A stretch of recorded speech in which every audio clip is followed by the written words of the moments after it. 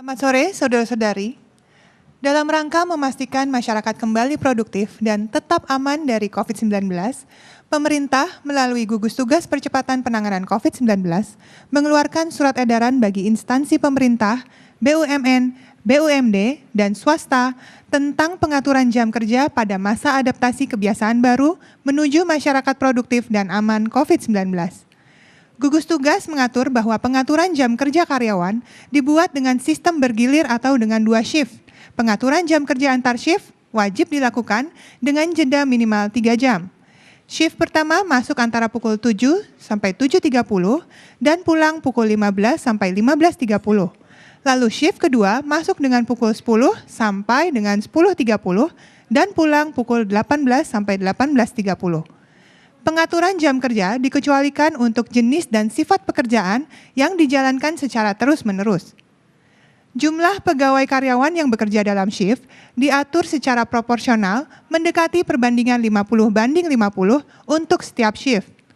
Pengaturan jam kerja ini diikuti oleh optimalisasi penerapan kerja dari rumah atau work from home yang selama 3 bulan belakangan ini kita sudah budayakan. Dan tentunya mengutamakan keselamatan bagi kelompok rentan, yaitu orang tua dan mereka yang punya penyakit penyerta. Penerapan teknis operasional jam kerja diserahkan oleh masing-masing instansi kantor atau pemberi kerja. Pastinya dengan tetap menjalankan protokol kesehatan, seperti jaga jarak, pakai masker, dan cuci tangan sesering mungkin. Tujuan utama dari regulasi ini adalah menekan kemungkinan terjadinya kerumunan pada saat berangkat dan masuk kerja, terutama menghindari penumpukan pada sarana dan prasarana transportasi.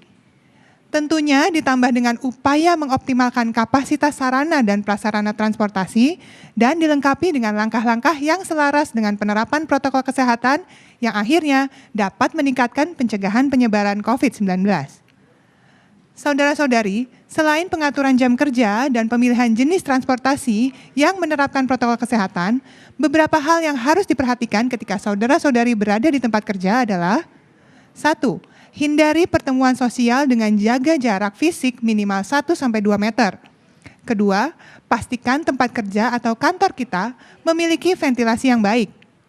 Ketiga, cuci tangan sesering mungkin setelah memegang barang-barang yang digunakan bersamaan dengan orang lain. Ingat, kalau fasilitas cuci tangan tidak banyak, bawa cairan pembersih tangan atau hand sanitizer. Keempat, jaga kebersihan tempat kerja dan lakukan desinfektan secara berkala. Kelima, gunakanlah masker dengan baik dan benar.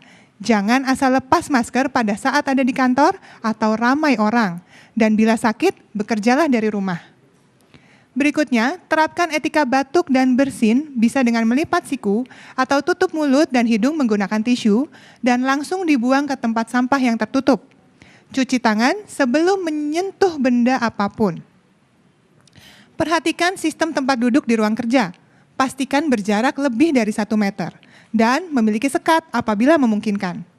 Pengaturan pintu masuk dan keluar untuk semua karyawan juga harus diperhatikan agar tidak terjadi penumpukan orang. Perhatikan juga protokol ini berlaku di tempat makan, ruang istirahat, dan ruang pertemuan. Tips bagi para manajer kantor, berlakukanlah jam istirahat yang berbeda bagi setiap shift untuk mengurangi kepadatan sehingga terus terjaga jarak yang aman, yaitu 1-2 meter. Seperti yang sudah pernah saya kutip sebelumnya, beberapa penelitian ilmiah menunjukkan bahwa jaga jarak adalah jurus paling jitu menurunkan resiko tertular COVID-19. Pencegahan yang paling baik berikutnya adalah tentu dengan mengenakan masker dan cuci tangan yang baik dan benar. Bapak, Ibu, Saudara-saudari, setelah bekerja dan sesampainya di rumah, terapkanlah protokol kedatangan sebelum kita bertemu dengan anggota keluarga. Seperti membuka alas kaki sebelum masuk ke dalam rumah, semprotkan desinfektan pada alas kaki maupun pada barang bawaan yang dibawa pada saat bekerja. Cuci tangan menggunakan sabun dan air mengalir minimal 20 detik sebelum menyentuh barang-barang yang ada di rumah. Langsung mandi dan kenakan baju bersih baru kemudian bertemu dengan anggota keluarga di rumah.